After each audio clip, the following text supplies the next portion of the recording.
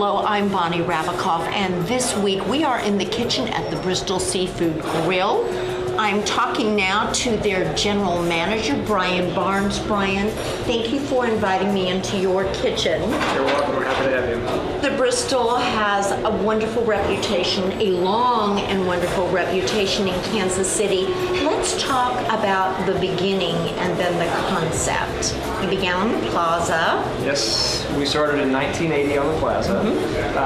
Had a good long 15 years on the plaza, and really over that time kind of became a Kansas City icon. We've had great success there, really enjoyed our time on the plaza, and then eventually, we ended up moving our restaurant out to the Leeway location, and they've done a terrific job from there. They have. I want to talk about the stained glass dome for a minute because my memory is that your owner brought that dome over from Bristol, England. Correct. Piece by piece. Piece by piece, yep. It did. What was it? It was trying to create that sort of English pub environment? Yeah, it's exactly what they're trying to do, and it had its own little acoustics that made the restaurant interesting, and people loved to talk about it, and there wasn't any way we were going to leave the plaza and not take that with us. It was important and part of the Bristol, and kind of signifies the original start when we first came into Kansas City. Well, you also took your fabulous cooking with you, and let's talk about the concept. It's been seafood has been the mainstay at the restaurant. We bring a lot of seafood in from Hawaii. That's one of our main providers. New Zealand, Chile. We've gone to a lot of different locations, and we've found a lot of seafood out there, and especially this day and age, we can get seafood from Hawaii, from New Zealand, from anywhere, as fresh as you could, just if you were living right there on the coast. We get the day's catch that morning. They FedEx it to us the next day, so we've got fish that just was literally brought in off the boat and brought to us the next day. And that's one of the conversations about seafood in Kansas City. How do we make it fresh? And you have found providers of seafood where you can make that happen for us here. We have. We appreciate the effort that you're putting forth to bring that fabulous seafood. And of course, we're going to be talking to your executive chef in a few minutes to learn about how he prepares that seafood. I'd like to talk about your new location. Well, it's sort of new. It's a few years old. Right. Down here in the Light District. It looks different than the Bristol. Can we talk about the ambiance that you've created, the space you've created here? Yes, absolutely. It is different than the Bristol Leeway, what a lot of people grew up with. Yes. We feel it fits this area very well. It's an urban environment. Yes. We've got a little different clientele than we have out in Leawood, and they did a really good job of capturing the essence of the area. The architect did a fabulous job, and when I saw what they put together, I was excited. Yeah. We could peek through into the kitchen, which gives you the feel of that open kitchen concept, which has become so popular. Absolutely. I think just the opportunity to be able to look and see who's making your food. And so you have that opportunity here, your wine cases, all that stainless steel. Yes, I know. So an urban feel. Obviously, the center of the city is growing as a residential space, and all of the entertainment centers. Do you have special relationships with Sprint? And there's the new Kaufman Performing Arts Center. How do you see the Bristol in relationship to those centers? I think that's the most central part of our business. We work well with the Sprint Center. We have many contacts over there that we work with as far as concerts and events they have coming up. And especially the Kansas City Repertory Theater right now, right across the street at H&R Block. We work very closely with them. We've been a partner with them since we opened. We've also been a partner with the Kaufman Performing Arts Center that's coming next year. We've done 2 separate private events for them. We couldn't be more excited about what they're going to bring to Kansas City. It's a state-of-the-art facility. It's going to put us at the top of the map. They've got a huge opening coming, and we've been in partnership with them and are looking forward to a long relationship with the Kaufman Performing Arts Center. Well, we appreciate what you're doing the part that you're contributing to help revitalize the urban core of Kansas City. And we also appreciate that you've chosen to stay out at Leawood Yes, for the people absolutely. in South Johnson County.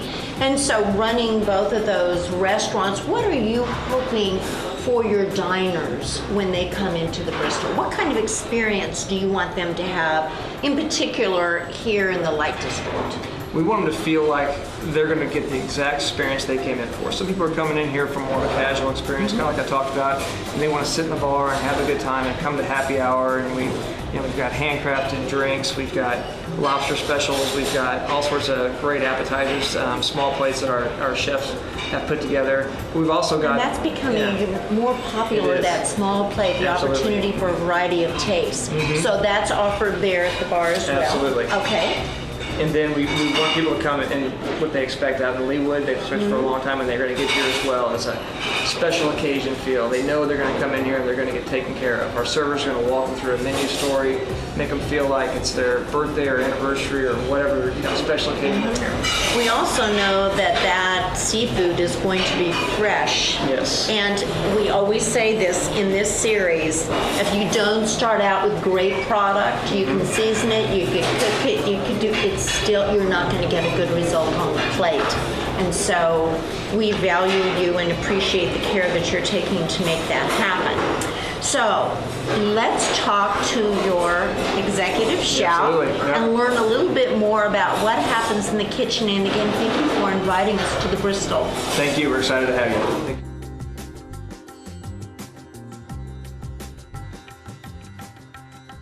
Hello, I'm Bonnie Rabikoff, and this week we are in the kitchen at the Seafood Bristol Grill. I'm talking to their executive chef, Travis Napier. Travis, chef, thank you for inviting us into your kitchen. You are so welcome. Thank you for coming.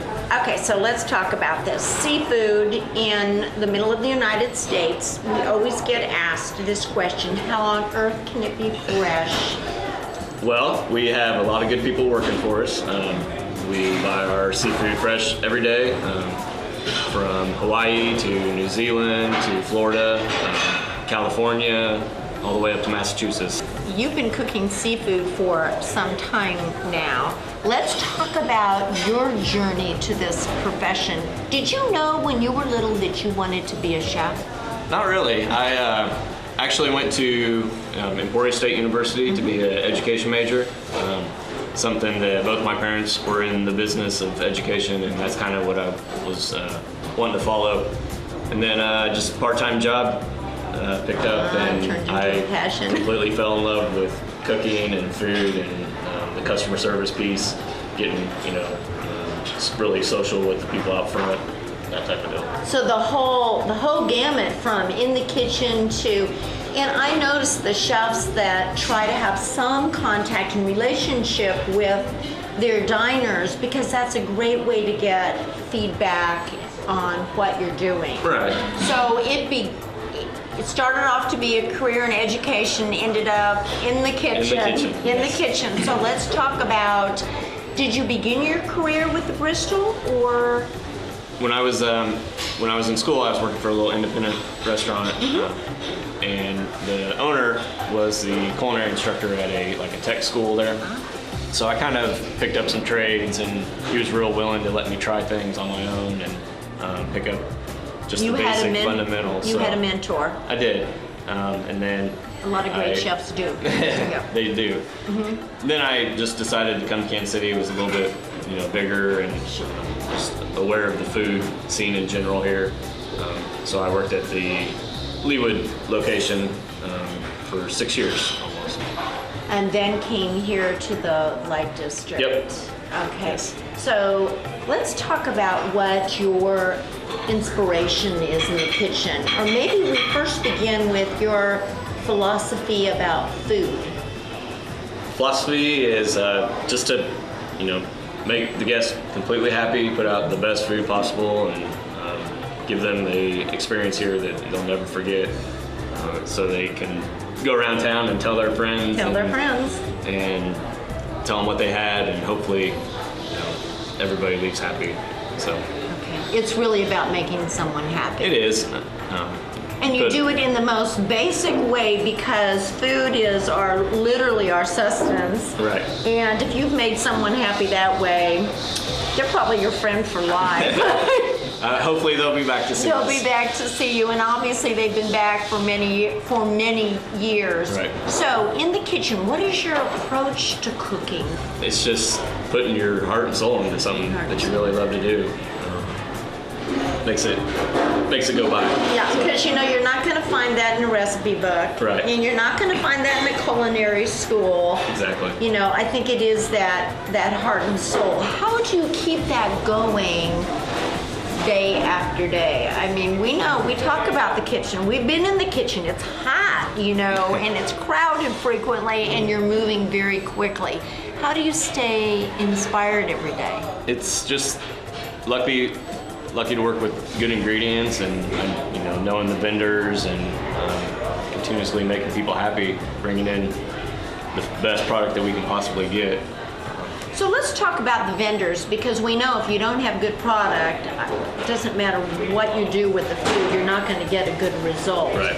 So you have a relationship with your vendors, and you've gone through a process to select some of the best sources for seafood. Right. Was this a research process? Was it? We actually would take all the vendors that we were considering and fly in the same product, say Atlantic salmon or comparing scallops, apples to and we would apples. make. There was one day we had 4 different plates of scallops back there, 4 different vendors, and we kind of went from there, picking what we thought were the best and the customers would appreciate.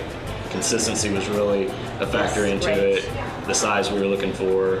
Let's talk about the sides, because of course the seafood's the main event, but you also have other dishes. How do you go about creating them? I mean, they're a complement to the seafood. Right. We have some seasonal side items. Constant menu, like the core menu. There's the Yukon Gold mashed potatoes. I remember those. The steamed asparagus, and then right now we're doing the Herrick birds, and actually butternut squash risotto. Oh, it's the perfect time. It's the perfect time. So the sides are changed out. That's the seasonal part of the menu. We're gonna be hitting the local produce farmers and help us. There's nothing better than local fresh grown produce. Nothing better. Well, Chef, so I understand we're making salmon dish. Tell us what we're going to make today in the kitchen. We're doing the New Zealand king salmon, pan seared in some clarified butter. We're going to make a fava bean and roast cauliflower saute and infuse in some some braised bacon, Berkshire bacon. I do think bacon should be considered a food group. It just makes everything delicious. Well, Chef, I think you and I should go into the kitchen and make that signature dish, because we have a celebrity taster coming to taste this. All right. So why don't you join us?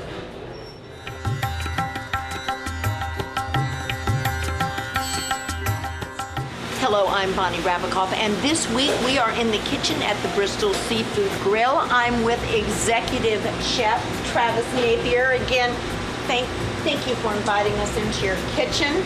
We are about to make a New Zealand king salmon, pan-seared, roasted cauliflower, fava beans, onion jam, and something with bacon, slow Braised bacon. Yes. We're going to do that for our celebrity taster. Chef, what should we begin with for this dish? Anytime you braise something, it takes quite a bit of time to prepare, up to 4 hours, which this will take. So definitely start there. Let's start with the bacon. Okay, and so this is a slab of bacon, as we know it. And this is is it Berkshire? Berkshire bacon. It has not been genetically modified. No, it is from the Snake River Farm in Boise, Idaho, and it's just a Karabuta pork.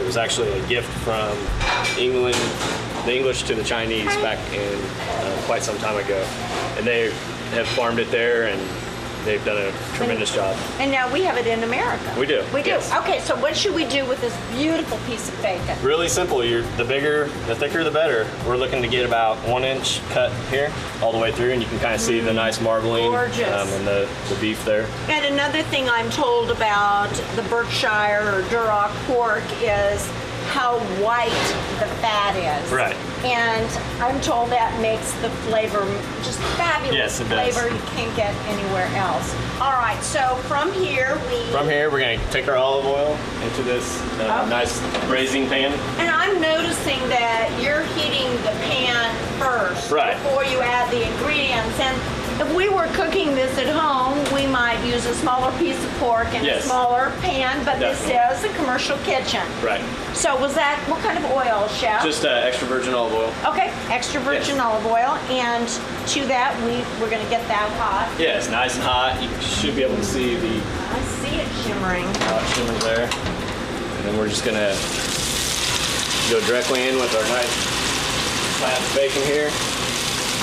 So is the goal here to brown them before we add the other ingredients? Yeah, you're just looking to get a nice good sear on the outside that helps keep all the moisture inside, and then we'll allow it to slow cook. And So the philosophy around slow cooking is that the fat really melts and the flavors intensify? Yes. And what temperature are we saying slow cook? slow cook, we're going to do these for, like I said, 4 hours for about 300 temperature. So if we were at home and this was going to be dinner, we would probably start this sometime in the early afternoon, knowing that you don't have to be at the stove all the time, Exactly. but this is going to take a little bit longer. Yes, definitely. So it has been searing on one side, Chef, and that's what we're looking for, that color. Yeah, we're looking for the nice brown caramelization on there. Okay. We can maybe turn down our heat just a little bit. Okay. We'll start with all our vegetables, of course. So we'll add in the celery. Right on top is where you want to go. Flour, whatever that Exactly, yeah. combination is Yep. of Of flavor. you know that it's that basic seasoning. Right.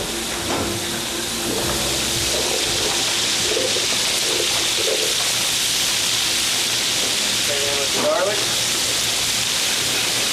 Peppercorns as well. Those are white peppercorns, so Correct. it's important to see that distinction. Yes. And then some herbs, are these Yeah. going in? Those are just fresh thyme sprigs. You can throw them right in there. Oh, heaven. Maybe just create a nice cooking level, all the vegetables and garlic. We're just going to add in just some cold tap water Okay. straight to the pan. So we're adding some liquid. Right. correct? We're creating the heating and the slow cooking element of this process. And basically, we're looking to get it almost level with the bacon With the itself. bacon. Right. Okay, so that's the goal. And then we're going to cover it before we put it in the oven? Yes, we're just going to wrap foil over the top and tuck it away for about a couple hours. The bacon is braising in the oven with all those wonderful vegetables and seasoning, and now it's time for the onion jam. We got a fresh board because we're going to be working with new ingredients, and our little trade secret, put a damp cloth underneath your board and it won't slip around. Right. Okay, Chef, what to do for our onion jam? All right. It's real simple. Our basic ingredients are olive oil, salt and pepper, fresh thyme once again. You have some red wine vinegar, salt, and then just a little bit of the corn syrup. Because we want that sweetness that's going to help caramelize the onions Right. and make our jam. So Definitely. what do we do with the onions to get them ready? First thing is, we'll once again we'll get our pan nice and hot. We're hearing this going? more and more. Heat your pan before you put your ingredients in it. You just get a better. Oh, and we're using red onions. We will Oh, use- how much flavor and sweet is that? They will be a lot of flavor in there. so. Okay, Chef. So how to cut our red onions? They've been peeled. They've been peeled, and And basically we're just going to go right in half. Yes. Okay. And then there's no cut size or anything important because in the end it's getting, we're putting it in the mixer. Okay.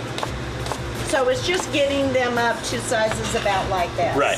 You just want them, the more you cut, the more onion flavor is going to come out. Okay, chef, so all the onions are chopped, the ingredients are ready. How to proceed for our onion jam? Okay, first of all, we're going to take our extra virgin olive oil once again. Okay, our pan's Into a warm. Yes, Yes. to a warm pan. Now time for our onions, and I know they cook down quite a bit because they have so much moisture in them. Yes, they do.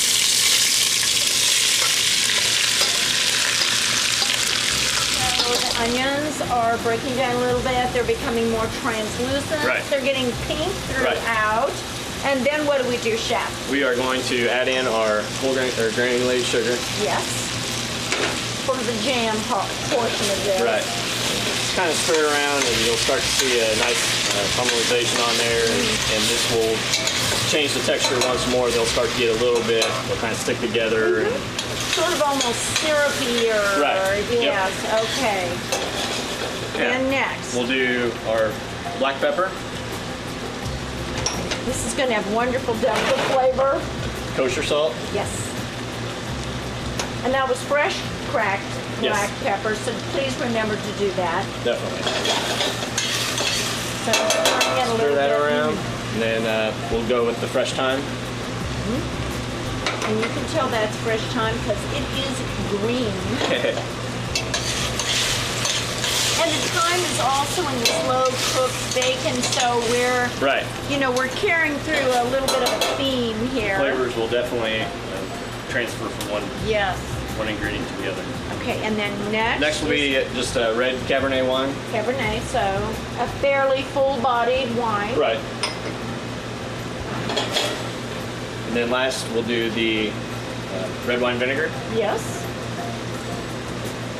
We're getting a little bit of char. We're just doing all of it. We're getting all those flavors. We're going to appeal to all the senses with this jam.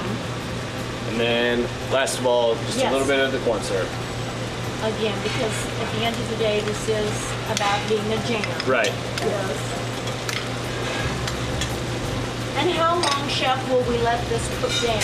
We'll let this reduce down just probably a good 5 minutes. And leave it at a similar temperature and Right. just sort of check on it every now and then? Yep. Okay, chef, we've got the bacon braising. We have the onion jam becoming jam. Right. And now the two vegetable sides, fava beans and cauliflower. And if you've never seen a fava bean before, it came out of its shell. Right. So show me how we shell these. Basically, you just start at the top here. I'm going to do one of these too Okay. because it looks like too much fun. Just kind of Top. a lot like I know, but see, I picking have pea nails. pods. Oh, you got nails? I Those got are like scissors. nails, yeah. Oh, look at these little guys. How cute are they? Yeah, basically they come out. When they do come out, they still have like a... Oh, they still have a shell. Right, they do still have a shell. So do we have to take that off? We do. We do, because nobody wants to chew on a shell. Right. No, heaven. So how do we take the shell off? Basically, real quick, we're just going to throw them in a pot of boiling water. Ah, sneaky. Boiling salted water? Boiling salted water. Okay. Just real quick for about Real 1 quick. minute. 1 minute. When we pull them out, we'll just put them in some ice and some water. That stops the process of cooking. And it sets that great green color. That's it why does. they're so pretty.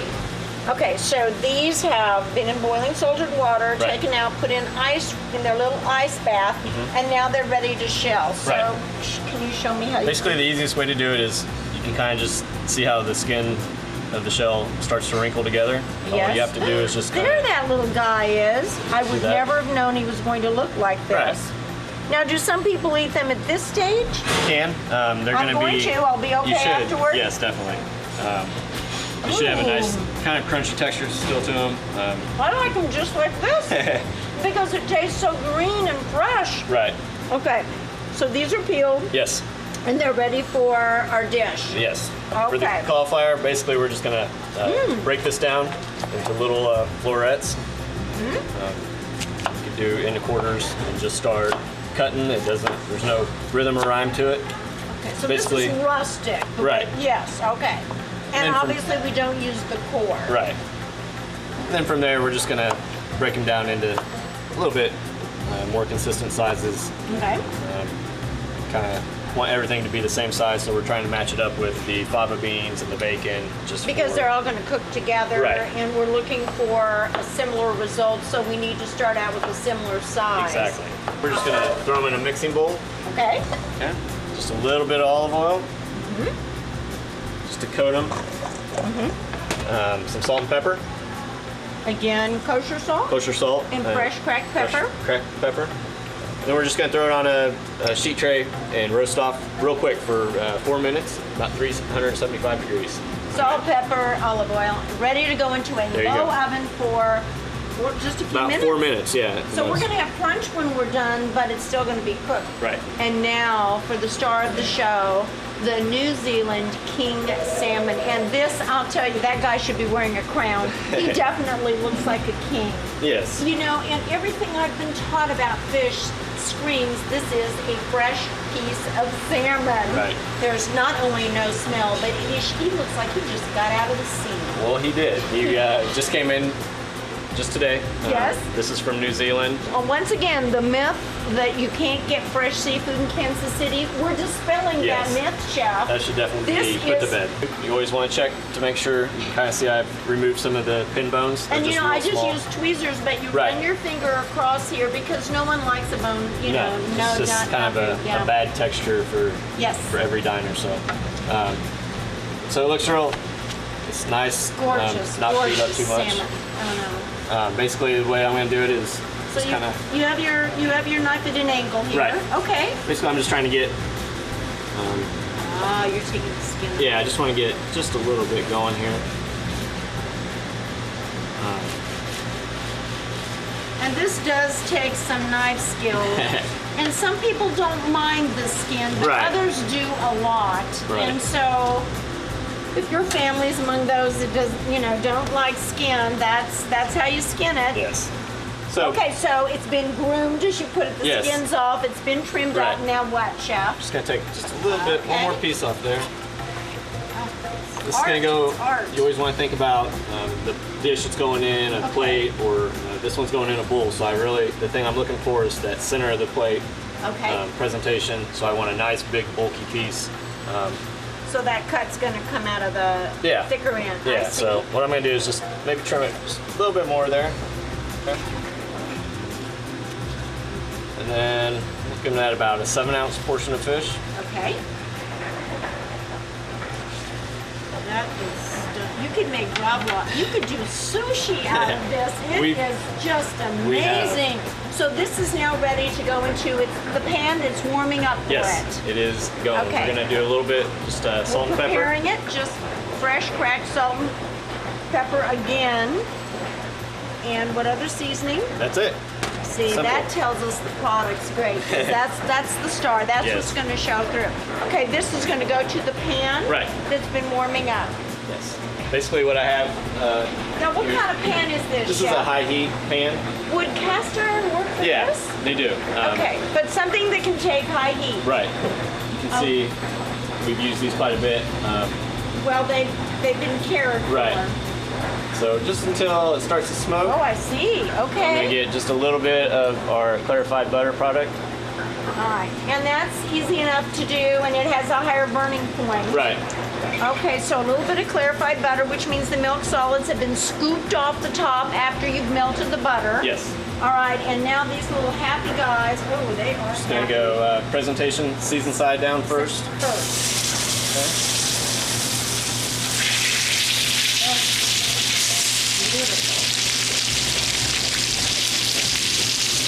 The smell of the butter comes up like right away. And what is our goal here? We're going to sear it and then put it in the oven? Yes, we are. What temperature oven do we want for this? We're looking at 375 to 400. Okay, high heat. And how do you propose cooking salmon? Do you want the center to be a little bit rare? Just a little bit. Our goal here is to get it to medium, and by the time it gets to the customer, it should be continuous cooking. And the thing with salmon is you don't want to get it overcooked. And It there's not a gets whole dry. lot you can do. It gets dry. So to remember that the salmon in meat continues to cook even though it's not exposed to Right. the heat. Yes. And mindful of that when you're serving it, and Exactly. cooking it. You can kind of see how it's cooking up, the process of it cooking. So it's almost a quarter of the way done right now. Basically what I'm going to do is just flip it over real Look at quick. that beautiful color. Oh, Got a nice brown it does. texture to it. So that's what you want it to look like when Yep. you turn it over. Exactly. And then just real quick, we're going to throw it in the oven once we flip it for Okay. about 3 or 4 minutes. Right in the Okay, middle. 375, 400, and it's going in the oven. Yes, ma'am. Okay.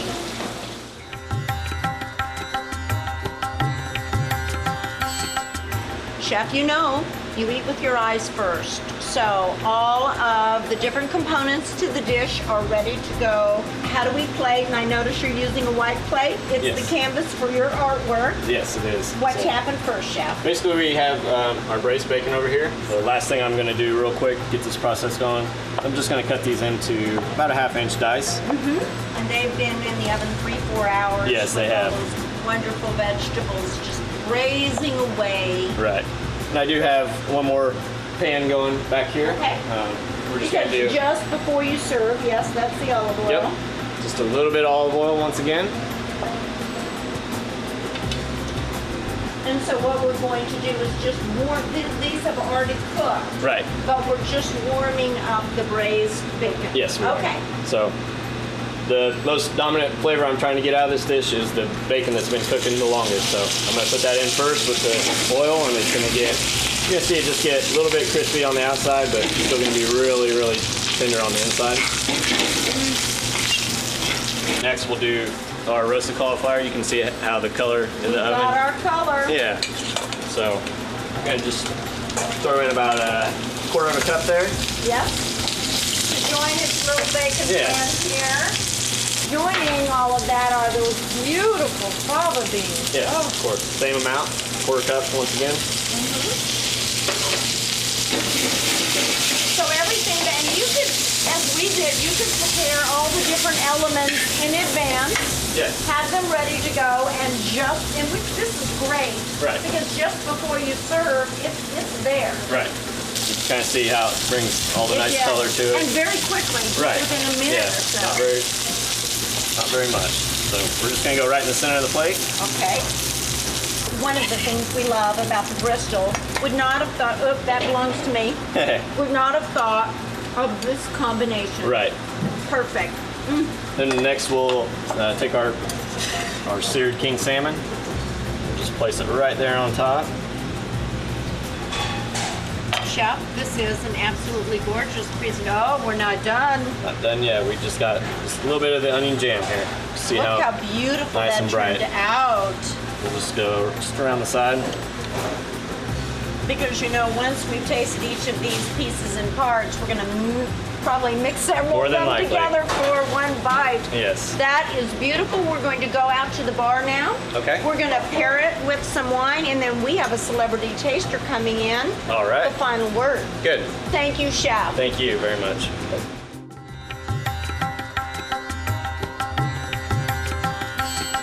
We've just been in the kitchen with Executive Chef Travis Napier at the Bristol Seafood Grill.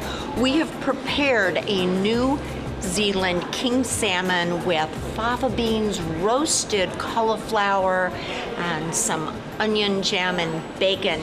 What to drink with this signature dish? To answer that question, we're going to talk again with the general manager, Brian Barnes. Brian, what do you recommend?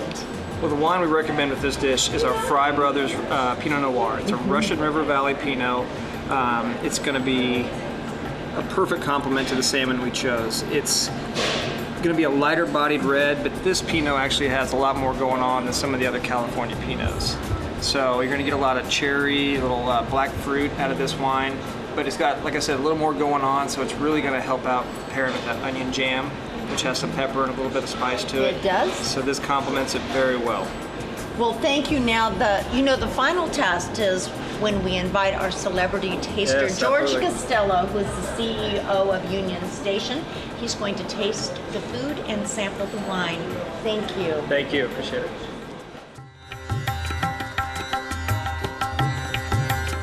So we have just been in the kitchen with Executive Chef Travis Napier at the Bristol Seafood Grill. We paired it with wine, and now we've invited a celebrity taster in to taste the food and sip the wine. George Costello, who is the Executive Director of Union Station, has taken time out from your busy schedule to come and taste food with us. Thank you. Honey, it's great, and there's nothing better than a great Kansas City institution, so I'm looking forward to it. From one to another. Right. Okay, Chef, would you please bring in the dish and tell our celebrity taster what he's about to taste? Oh, doesn't that look awful? Well, try anyway, George. Basically, what we're having for dinner today is a pan-roasted New Zealand king salmon, braised bacon, roasted cauliflower, fava bean, and then just some onion jam around the outside. Isn't that amazing? And this is a Pinot Noir from the Russian River Valley that Brian Barnes, who is the general manager, has selected for us to have with our dish. So you begin by tasting the food and telling us how it tastes. Well, you begin by looking and experiencing the presentation. Yep. So You if eat that's your eyes first. if that's the first step, I think we've got an excellent opportunity here. Chef, I'll tell you how great your food is now. Where shall I start first? Right in the middle. Right in the middle. Go for it. Salmon is one of my favorites, and especially fresh see how salmon. beautiful Especially the salmon the is. color is stunning. Oh my God. It melted in your mouth, didn't it? Yes. Yes. You don't have to chew it, it just melted. Okay. I think we need to use a special Saturday night live statement. It's like butter. It's like It's butter. like butter. It's wonderful. Yeah. All right, now I'm going to try this special bacon, right? Yes, it's just been braised for 4 hours. 4 hours. Outstanding. Fresh fava beans, Fresh fava beans. I helped peel one. She did. She was quite the helper. but we won't have any Chianti with that. No, tonight. All right, no, just no, checking. but I will tell you that I ate one of them before it was finished off. They're delicious that way. Yes, they are. Oh. Sweet. The relish. Not What is it? losing. It's just red onions cooked down in some red wine vinegar, a lot of sugar, makes it sweet, kind of brings it all together. Well, the flavor between, the mixture between the sweetness and just the buttery flavor of the salmon. Right. It's like an adult peanut butter and jelly. It's a little party in your mouth. Oh, isn't that just amazing? You would not, and I was, No. Chef and I had this, you would not have thought of putting these flavors together. You know, that's part of the brilliant work of Chef, of putting together flavors that work like this. Now, each piece complements itself, and the cauliflower is just the right texture, and a little of the fava bean gives you a little green, so it's just a great mixture of flavors and sight, and a wonderful flavor. Just wow. That salmon was so beautiful. It looked like it just jumped out of the sea to come here for us. All right, there's a second part to your task. I hadn't even tested the Yeah, wine. You have to test one.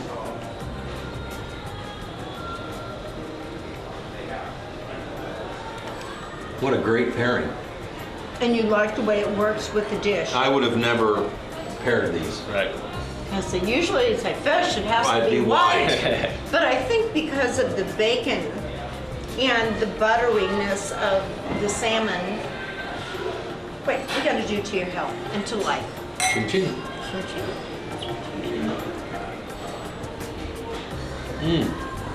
And what's great about Oh, it definitely. is that there's just enough bite in the wine to deal with the buttery flavor Right. of this fish. And I'm sorry, I probably should never use the word butter in salmon, but No, it's, there it's is that type of. Right. Now, how did you prepare this? Just a high heat pan with some clarified butter, and then just basic salt and pepper. Because- Nothing to hide true fish. The salmon is king. The salmon is ruling here, and it should. George, you have here, you're in one of the institutions of Kansas City, which is the Bristol. It's been here for 20 some odd years, no, 30. 1980 is when they opened up on the plaza. And you have provided leadership in this community for several of our Kansas City institutions, Starlight, currently Union Station. Before that, you were at the OCO. American Royal. Right. Well, so we have two institutions together, and it's working. Oh, it's working. And you know, I think that's what tells you about Kansas City, that, you know, things come and go, but the true institutions, because of the quality and class, continue to go on. You know, when you look at the station, there have been many things that have come in and out of Kansas City. You know, Fairyland Park, attractions, shopping malls. You know, over the 100 years, Union Station's still here, and it's done right because of the quality of the people and the quality of the building. If you think about the Bristol, it's the same thing. Right. It's grown, it's moved, it's evolved, and it continues to have the same focus on quality and tradition, but yet always has that little something special. Right. You've got to have the change, and if you don't have the change, you Oh, don't yeah, succeed. you don't. And that's what this is. So the tradition with the stained glass dome is still out at Leawood, and now they've done the urban environment, but you're right, food and the care with the food. Do you know that they had 6 vendors that they had bring in scallops, it's the same kind of fish, and this staff tested all of them, and they have handpicked. They didn't just write out an order form. They have handpicked the best sources of seafood for this restaurant. Well, and you can taste it. The can only taste thing it. I'm disappointed in. Oh dear. Okay. What? There's I know what you're going to say. Well, there's a tradition. You're going to say it. Okay, there's a It's tradition. the biscuit. He's missing. Where is he's my missing. biscuit? Okay. There is I nothing. knew it. There is nothing greater. May I shake your hand? Yes, definitely. It's nice to meet you. Well, you're a very busy man. Seriously, George, we appreciate you taking the time out to come here and be our celebrity taster. Please enjoy, and thank you for all your leadership over the years with helping to care for Kansas City. Well, thank you, and it's great to be here in the food. 5-star. Good. Congratulations. Thank you.